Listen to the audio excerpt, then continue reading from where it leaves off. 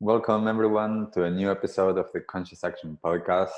I am Brian Berneman, your host, and I have the pleasure for this episode to be joined by Brianne West from Ethique. And thank you so much, first of all, Brianne, for being here, taking the time, and for everything that you're doing, which we are going to go a little bit more in depth through this episode.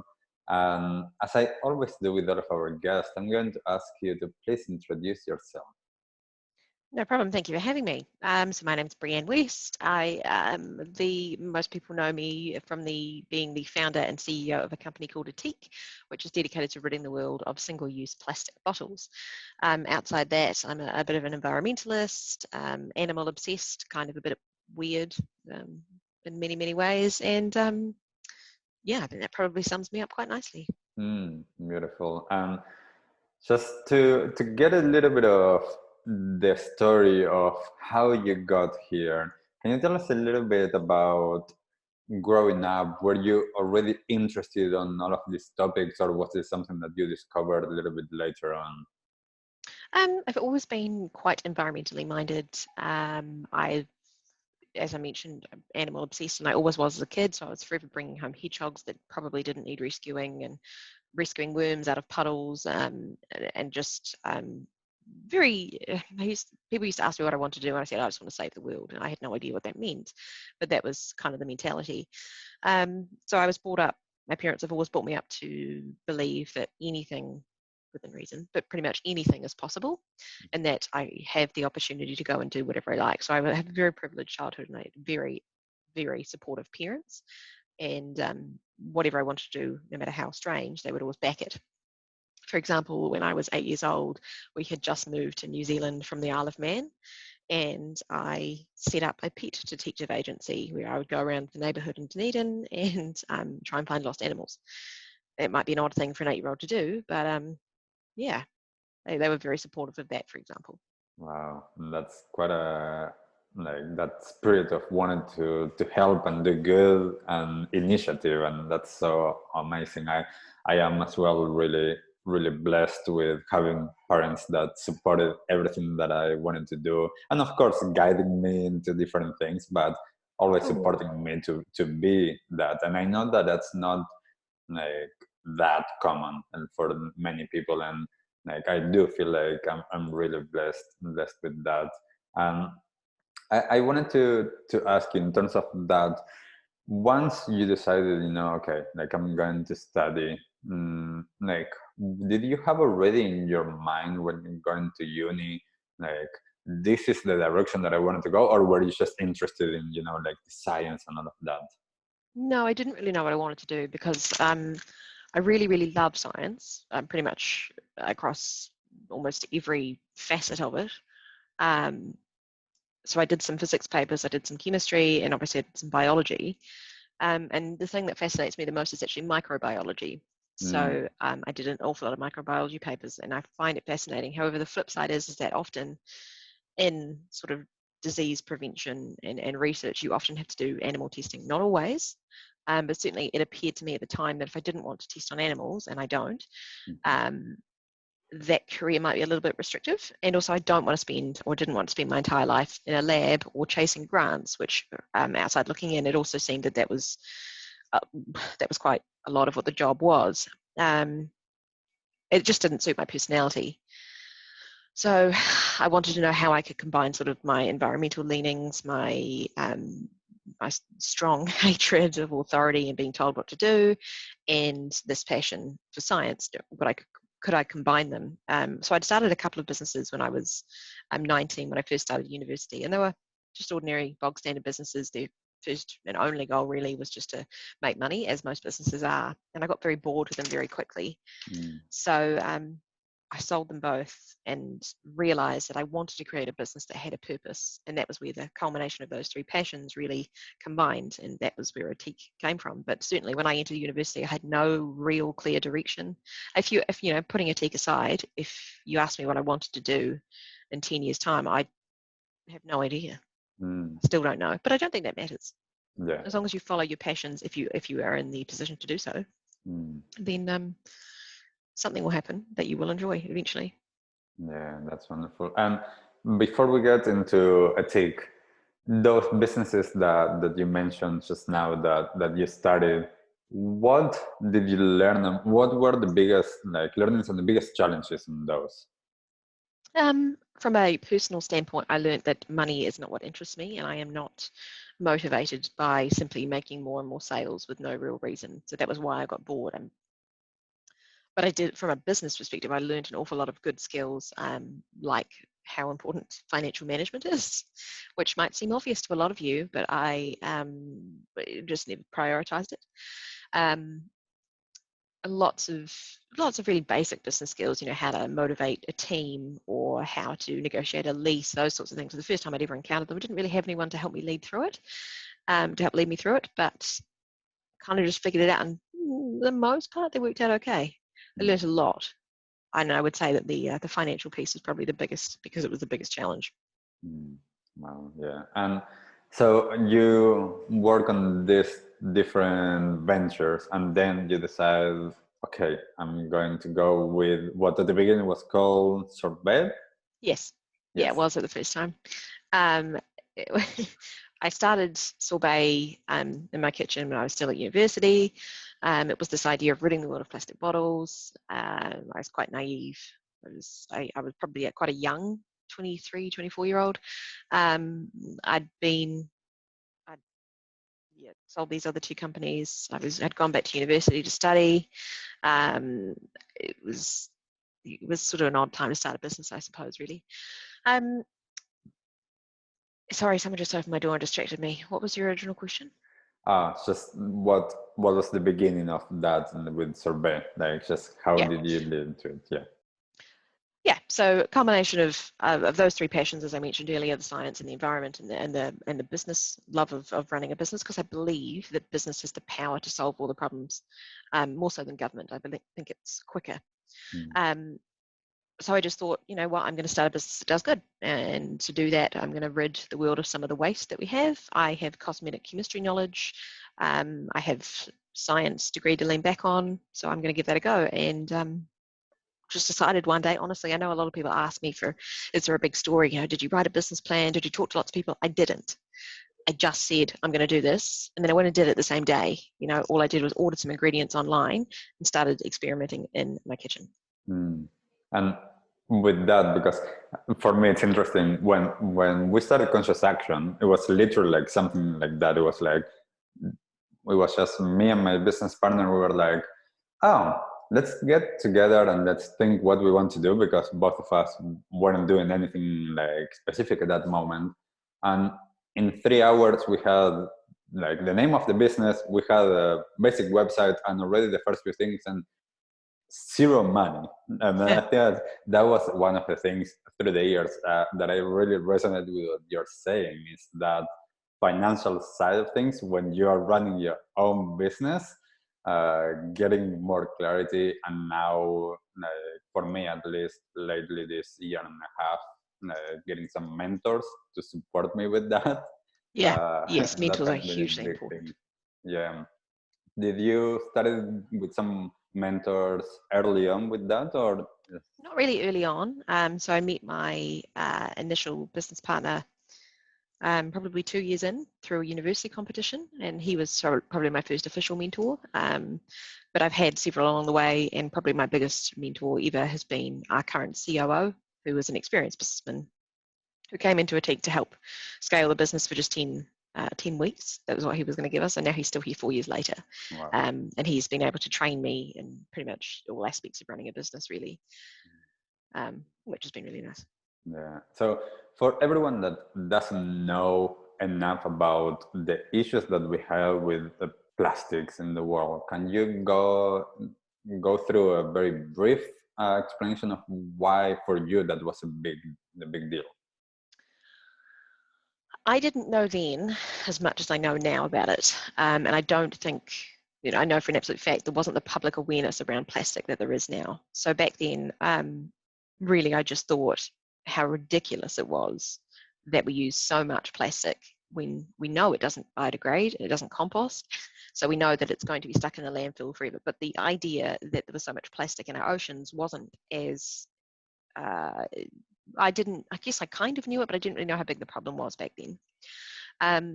But I did know it just seemed stupid. So why not take the water out of products, and then you can get rid of the packaging and you solve so many problems. Not to mention it's a more valuable product for the end consumer, right? So I guess they were the priorities in my mind at the point, was just trying to get rid of the waste. I didn't know the depths of the problem that I know now. Like 9% of all plastic ever made has ever been recycled. 8 million tons of plastic ends up in our ocean every year, and that's a growing number. And the fact that the plastic industry is still gearing up to produce 30% more plastic in the next few years. And I am not trying to say that all plastic is bad, and it's an important distinction to note. Single-use disposable plastic is bad. In some cases, it's unavoidable. Medical waste is a good example. So we need to get better at treating what is unavoidable. But things that are not necessary and are simply used for convenience, and I think sort of paper plates or coffee cups are a good example there, we should simply not make them. Yeah, definitely. We should not make anything that is simply designed to be straight away disposable. It is a tremendous waste of resources. Yeah, and I love, like, I mean, I use your products because this is one of the things for me, that I live zero waste lifestyle, and it's a very interesting thing. The more that I started learning, as you just mentioned, like, I started learning more and more and more, and I'm like, oh wow, like, I didn't even know that, and I am researching this and I work on this space, like, how much do people don't know, but as well being able to have the products conveniently there. Like, before we had more of the products like nowadays that we have, it was more challenging to be able to do that. And I think that this is something that for me it's amazing to be able to tell people when I'm coaching or when I'm running events. It's like, you can just go there and buy this one. Yeah. And knowing that, I know that not only the product is good, but what the brand behind it actually stands for. And I wanted to actually go a little bit into that. For me, this is one of the things with businesses in general, is understanding what is the purpose of business, and understanding if you have a strong purpose and if you have values, actually magic can happen there with strong financial understanding.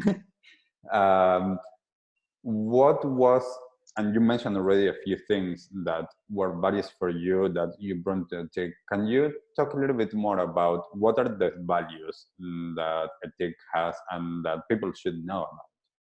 Yeah, a lot of people put us down as a plastic-free company, but we are much more than that, for sure. I guess you could sum it up by saying we simply want to everybody involved, and I mean everybody in like the literal sense, so the environment, everything that we touch to be better off, or at least to not be harmed. At the end of the day, supply chains for almost every company on earth are a little bit opaque. Some of them are downright filthy. For example, in the world of chocolate, so we use a lot of cocoa butter, there's a lot of child labor. So it wasn't just about creating a product that had a waste-free product. It was about creating a business that was ethical in every possible way. So the way we approach that is by having direct trade relationships with our suppliers. So for example, to use again, the cocoa butter, we have a fair trade certified cocoa butter that comes out of Ghana. So we know that there is no child labour involved and there's no child trafficking, which is rife in the cocoa butter industry. We have a direct relationship with people who produce moringa oil in Rwanda, for example. And those things are important to us because not only do we know they're paid fairly, we know they're treated well. Beyond that is our own team. So everyone at Ethique is paid a living wage at absolute minimum. And the fact that more companies don't do that, I have reasonably strong feelings, and I don't think it makes me any friends, but I understand that not all businesses can pay the living wage, but that to me indicates something fundamentally wrong with the world we live in, because you cannot expect people to live on the minimum wage. Putting that aside. Other things, obviously we have our donation scheme, so we donate 20% of profit to charity. That is simply, you don't need to make insane amounts of profits as a business. You obviously do need to give back to your shareholders because they have invested in you to grow, and by growing we create more impact. but donating 20% of that is a really nice thing to do because it increases our impact again. And we've worked with some really phenomenal partners. So it's I guess it's not, there's a lot of values, there's a lot of things and a lot of check boxes that have to be, obviously we can't use any plastic, so our retailers aren't allowed to wrap our products in plastic, and if they do, they get told off. The way we communicate, it's got to be upbeat and cheerful. There is a lot to it, but it really boils down to the fact that people who interact with the Ethique in some way leave feeling better and are fairly treated. Yes, that's wonderful. And for me, this is such a strong and current topic, having value-driven businesses, because more and more with climate change and the younger generation that actually is a little bit more aware of some of these issues, like there's much more need to be transparent because people are looking for that.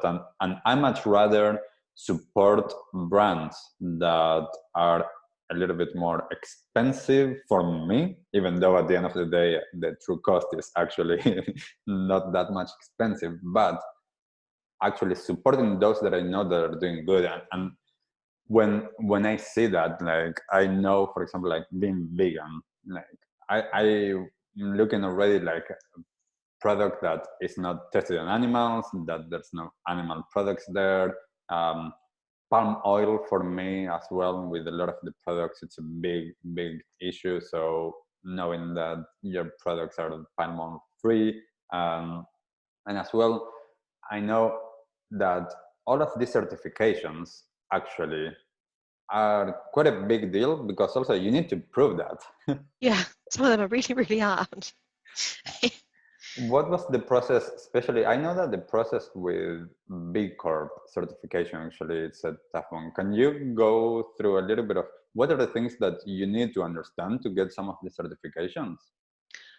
B Corp is a good example. A lot of people say it's very tough, and I think Jamie Oliver came out a few weeks ago and said it's like having your underwear drawer rifled through, I think, something along those lines. I think it's a bit different for us because, again, we were founded on a foundation of values. So we make decisions, and we always have, from those values. So we have a lot baked in, and we don't have to worry about changing a lot. So I do the B Corp certification myself because I'm like the keeper of the values at Ethique. And it's a lot of the stuff in there is something we do already, but perhaps we don't have physical documentation for it, particularly when we were a smaller business and we didn't have policies, but we just did those things anyway. So I guess what B Corp, it wasn't difficult to answer the questions or get the nice high score that we have. It was necessarily difficult to prove it. So we've been certified twice, and actually I'm doing a third recertification right now. What it is simply documenting what it is we do. And now we're a bigger and slightly more complicated structure. It's actually easier to do that.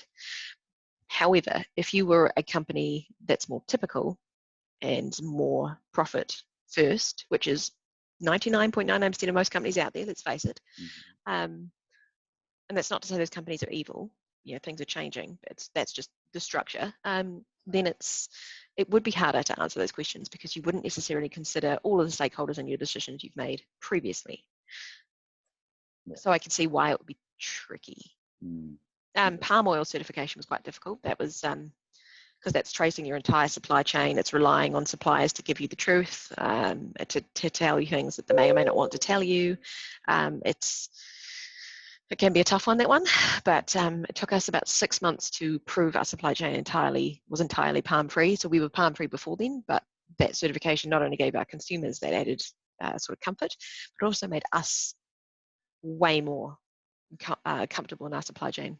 Yes, that's wonderful. And I think that, going back to what you just mentioned about most businesses being profit-driven, that it is the way that it's been for the last 100 or 50 years, more and more.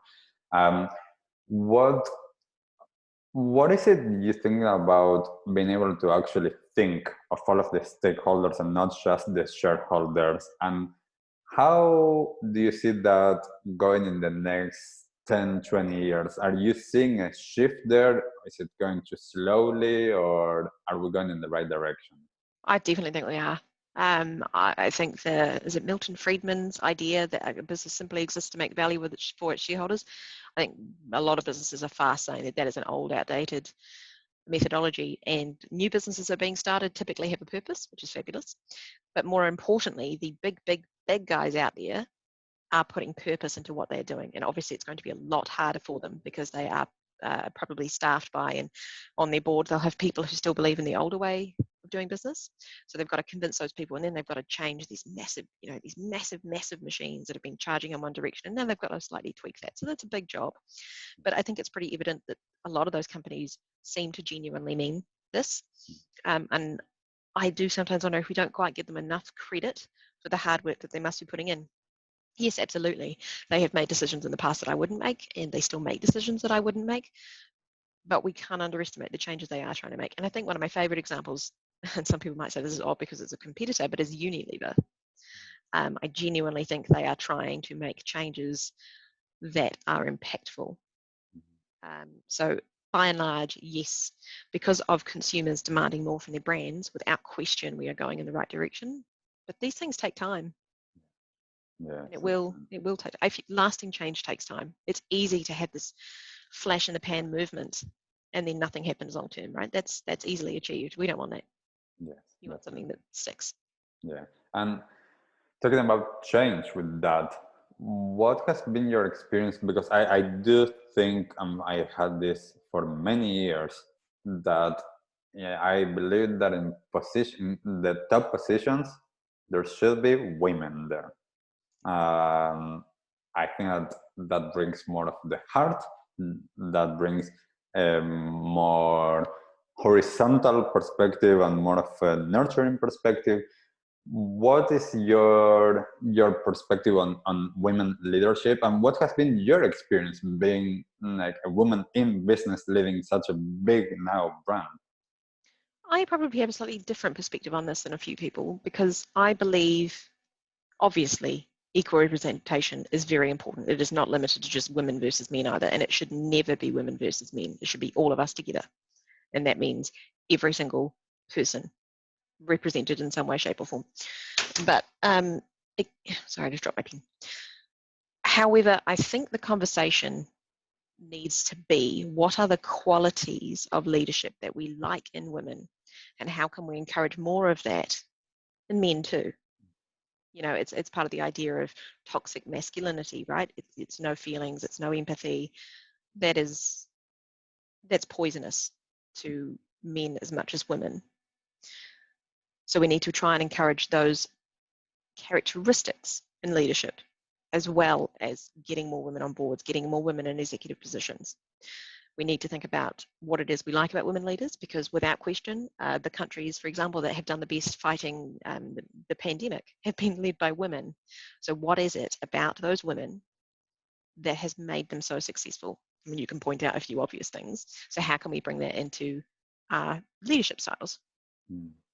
Yes, definitely. Yeah, and I do think that actually it's a good point that you raised, because for me, this is and bringing this from like more of a spiritual realm, perhaps talking about masculine and feminine, and not so much male and female, and bringing those characteristics forward. And I think that is super important. What has been, in your experience, being able to actually support the charities and support with the profit that you're having, being able to give 20%, that's a huge percentage for a business to actually give. Why did you choose that, and what has been your experience in terms of being able to still be financially sustainable? 20% I chose because of the B Corp certification. So we went through that very early in our position, and because that is very unusual, I didn't really have anyone to turn to and ask and say, what percentage do you give? And most would be like, well, not really any. The average for businesses is just 1%, for example, around the world. But so one of the B Corp questions is, do you donate 2% of sales or 20% of profit to charity? And I thought, well, it's a good number. That's what we're going to do. That was where that came from. And as for being financially sustainable, through very strong management and careful well, just careful management. We are just very particular about what we do. To use an example, in our industry, typically 30% of sales is spent on marketing. We don't spend that much on marketing because we have a strong story, we have strong values, and people will help us tell our story. We're not just talking about the next new product, we actually have a purpose which helps a lot in getting our name out there, which means we don't have to spend so much money on acquisition effectively. But giving away that profit has not been a financial hardship. And I think that that's such an important thing to know from from a business perspective. I think that social enterprises are the way that businesses should be run, and I do know because at some point I actually looked into running as a charity, and I was like, I think that might be too hard. Yeah. And being able to say, okay, like, we run as a social enterprise, we are going to make a profit, but we are driven by our purpose and our values. And actually the thing that is most important, as you're saying, is the impact that we can have in the world, more than how much money I can have on my bank account. Another unusual perspective I have, which probably annoys people, I don't like the term social enterprise, because social enterprises should not be the outliers. It shouldn't be there's business and then there's the social enterprises over there. It should be all businesses are social enterprises and then there's bad business, right? One day I hope that is the correct way it works. Yeah, and touching on what you just mentioned about that marketing side of things, I do find that like your products, like, they look amazing, and I think that of course always helps. What was the process to get to that place, especially from early on, to make the package like actually compostable and to make it actually look so nice? I didn't have much to do with it. From a compostability perspective, it's not too difficult because we simply went to a packaging manufacturer in New Zealand and said, we want a compostable package. We want the ink to be as environmentally friendly as humanly possible. And we want it to stand up on shelves. Basically go away and find some stuff for us and we will start doing some testing. So that wasn't too difficult because we didn't have to do the sourcing, and we have a fabulous packaging supplier based in Auckland. As for the design, I didn't have anything to do with that either. So we had a company, this was way back in, would have been 2015, where we spent an astonishingly eye-watering amount on our branding as you see it today, which was definitely worth it without question. But it was a big investment back then because unfortunately, well, not unfortunately, but it's an irrefutable fact that your branding is incredibly important, and there's lots and lots of amazing companies out there that haven't invested in their branding, and I do believe that holds back your business a lot more than people think it does, and that's a real shame. Yeah. You need to invest in how you look on a shelf. You need to look at your competitors, see what they're doing, what works, what doesn't work, and let your brand personality come through. But you really do need to invest in how you look, and also how you look online. And that goes into things like your tone of voice, like, are you upbeat? Are you serious? Are you scientific sounding? A lot of thought has to go into your brand because it's personality. Ethique kind of represents my personality. And that was because it kind of happened organically, but it doesn't have to be the case. Yes, and in terms of that, for those that don't know the entire range of products, and now you also have a new product out, can you share what is the range like you have from personal care to like everything really? So shampoo, conditioner, body moisturizers, face care, so cleansers. We have baby products. We have pet care products, which is of course the coolest. And we have just launched a range of concentrates. So, but again, that goes into shampoo, conditioner, moisturizers, body wash, hand wash, and some household cleansers or cleaners. So we do try and everything we put in everything you can see in your bathroom, we have a solid version for, and now in your kitchen too. Wonderful. And I think it's so amazing to be able to have all of that and to be able to actually look at the precious resource that is water. that as you were saying at the very beginning, like most of the products that come in bottles, like most of it is actually water, and we can just apply that and then allow the regular water from the tap to actually do its work. And that, I think that it seems revolutionary, but also simple. Exactly. Water is necessary for a product to work. Absolutely. But in the case of shampoo and conditioner, you use those products typically with water. So why not just use the water in your shower? That's never made too much sense to me. Body wash is probably the one that annoys me the most because we used to use bar soap. And then someone said, what if we mix bar soap with water and then we will get more product for our manufacturing dollars and we can sell it for more because it's a more luxurious feeling product. And then you've got bottled products. It's we went from solids to bottles because it's cheaper to manufacture. There are marketing benefits. And now that's what we are used to. It's funny, we're almost going backwards with Ethique, really. Yes, and what from like now with the range of concentrates, what is it like? What's the reason why trying to get that is to actually get from a bar more power in a sense or more use? So bars are. So a shampoo bar, for example, is 110 grams, and a typical bottle of shampoo is 350 mils. And because water 1 gram of water weighs 1 mil of water weighs 1 gram, it's pretty close to a 350 ml bottle of shampoo weighing 350 grams.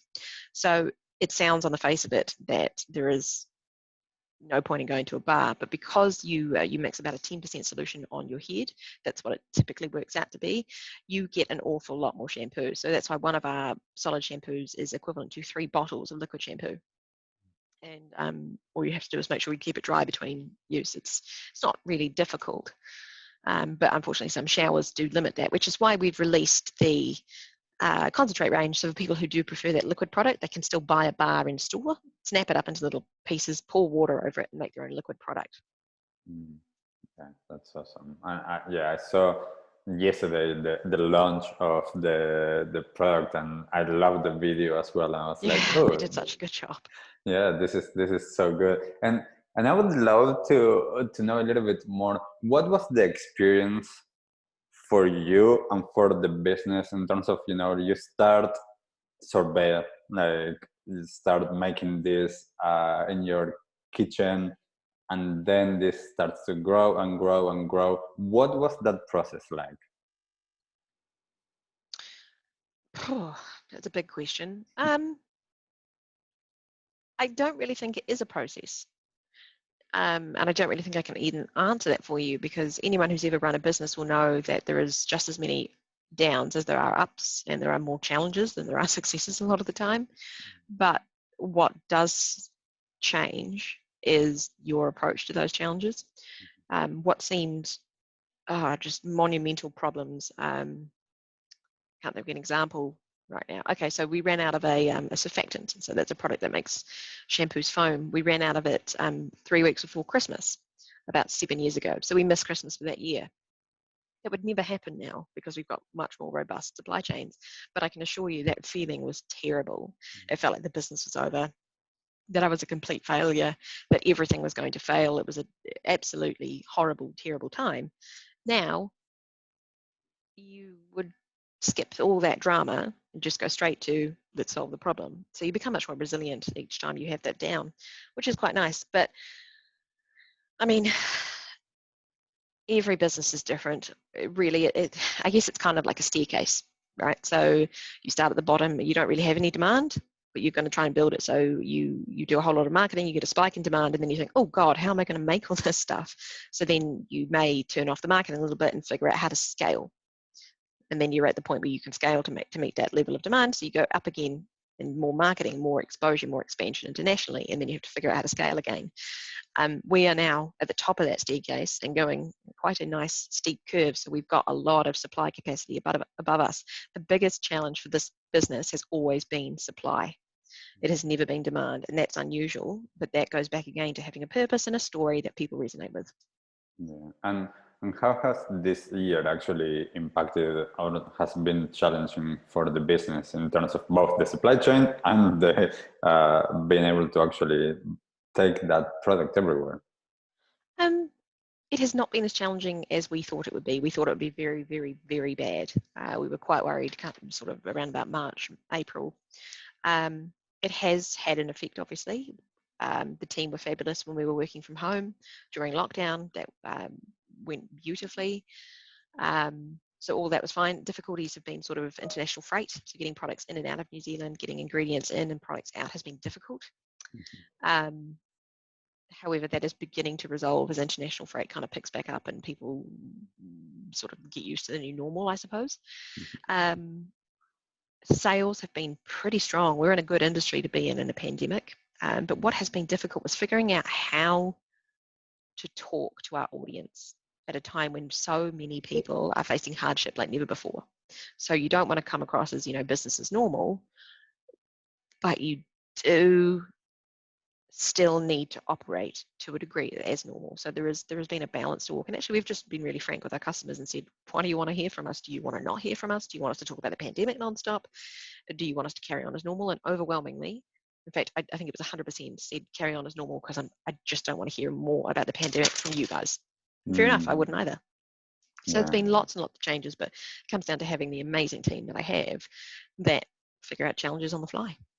That's amazing. And what has been the experience in terms of getting into different markets? Because here in New Zealand, it has been my experience that there's much more awareness of nature and our impact. Of course, it's not everyone, but in my experience, there's much more awareness here than in some other countries. When you started going to other countries, did you encounter that any challenges with that, or actually, like people took on the product as good as like you could expect? Yeah, different things resonate with different markets. So Japan, for example, not as interested in the plastic, although that's changing. They are becoming more aware of plastic waste, but they are very interested in the sustainable sourced and particularly palm-free ingredients. So they're quite aware about that. So it is picking what's important to that market and being sort of stronger with that message, but then feeding in the other bits for a bit of education and building that up so that they can read more should they want to. Yes, definitely New Zealanders are much more environmentally aware than some countries, but the UK, for example, is very switched on about carbon footprint, which is great. So markets are different, and I wouldn't say that New Zealanders are necessarily overwhelmingly more environmentally friendly than other countries. I would say there is just different facets. Each country seems to have a different priority based on what they've been told or what is featured in the media there. So it's just finding what that is. I've never come across anyone who said this is a stupid idea. I don't care about the environment at all, ever. Yeah, Sure, they're out there. Well, I always say, like I think that everybody actually cares. Everyone is a kind, compassionate, loving person. We're just being conditioned with different things, and then we are operating from there. But being able to actually have products that are based, as you just said, like as your product actually touches in so many different aspects, then it's easier to actually, for everyone that cares about a slightly different thing, to be able to say, yes, this product actually touches on that. So exactly. That's the virtue of having so many values. Yes. With that in mind, with values and being able to lead the change, where are you now in terms of how many plastic bottles have you prevented from being created? Very nearly 10 million. We're not quite announcing 10 million yet, but certainly not far off. The goal when I started the company was 1 million by 2020. Then a few years ago, we had to say, okay, well, we've hit that already. So now we'll do 10 million by 2020. And now we're nearly at that. The new goal is 500 million by 2030. Wow, that's incredible. It's a big goal.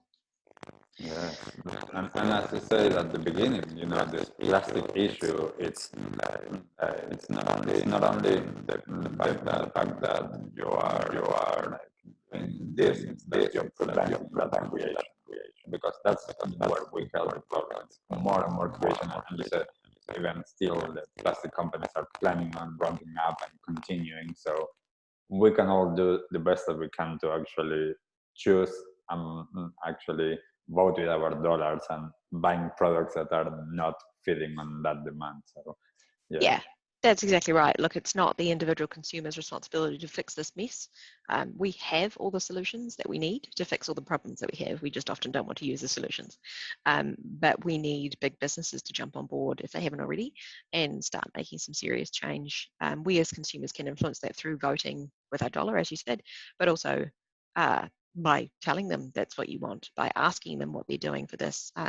We have an awful lot of power as consumers, but obviously businesses aren't around without customers. Yes, definitely. And starting to get a little bit towards the end of this conversation, because I know there's so much more to unpack, but I don't want to take your entire day here. Just a few last questions. And the first one is, what is one resource that you would recommend to people if they want to read something or watch something or listen to something? Project Drawdown.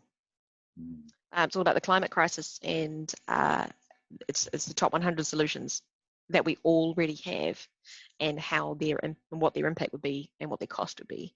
And it is up. It's maybe it's a little bit dry for some people, but it's really quite uplifting and inspiring, because these are achievable solutions that they've thoroughly researched to see what impact they would have, and it just goes to show you that we can, if we choose to, prevent the greatest or the worst possible outcome of climate change. We can't cure it, or we can't stop it or solve it because it's already here, but we can prevent it getting too much worse.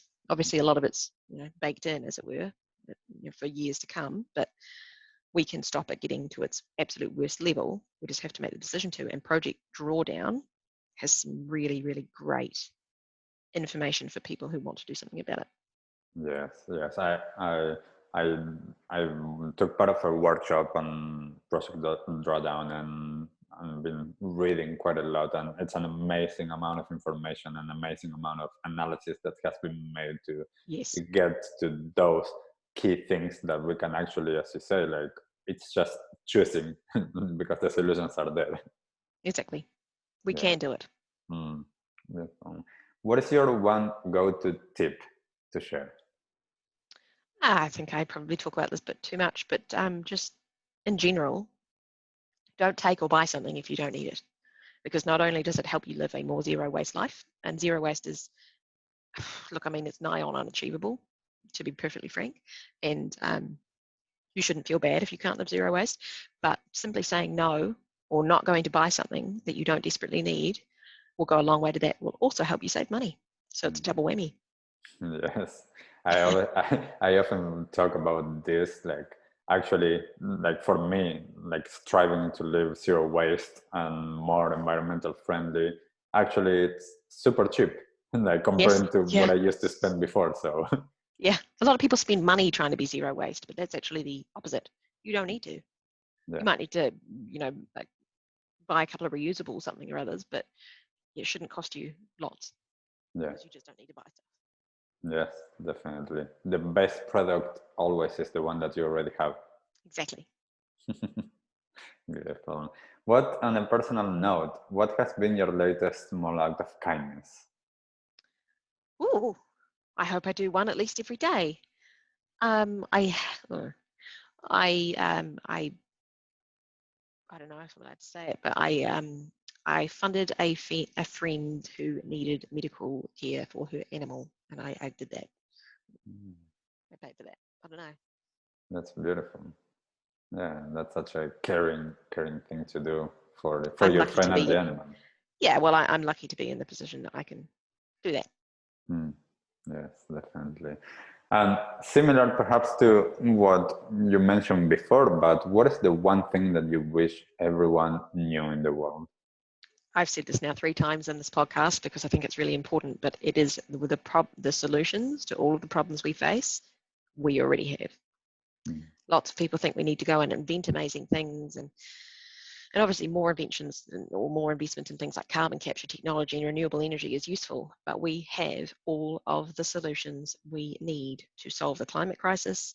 Not necessarily the plastic crisis, in fairness. There needs to be more research into different materials and recycling methods and reusing methods.